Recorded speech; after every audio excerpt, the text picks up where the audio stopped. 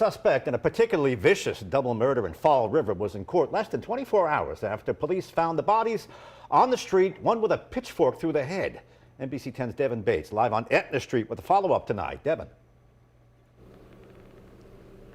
Yeah, this is the street where police found those two victims, 19 and 20 years old, dead, lying in pools of blood, and it was just a few blocks away where they found the 28-year-old suspect as well.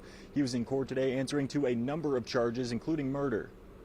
This is one of the most brutal and depraved acts of violence that I've seen. A shocking and gruesome scene in Fall River that investigators say unfolded outside an informal boxing match. The crime leaving prosecutors at a loss for words, and 28-year-old Vitor Francisco Gomes behind bars without bail. One of the victims had a pitchfork impaled at in the head and neck area.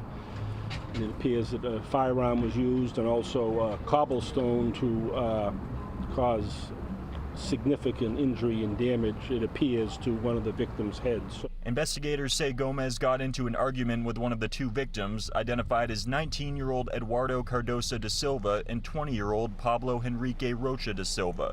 Police say they were attempting to drive away when Gomes approached their car and fired 3 shots. One of the men was shot and killed. The other was found not far from the first, stabbed in the back of the head with a pitchfork. Officers eventually found Gomes a few blocks from the scene with blood-soaked clothes and a gun in his backpack.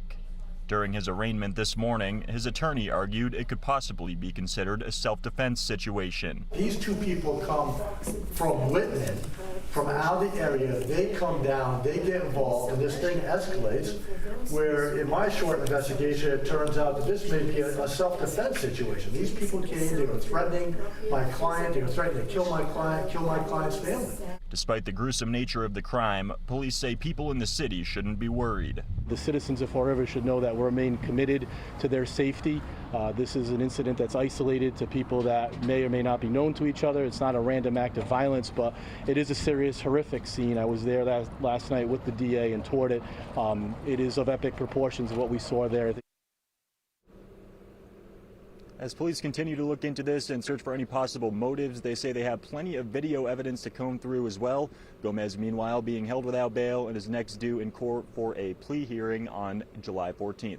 Live in Fall River, Devin Bates, NBC 10 News.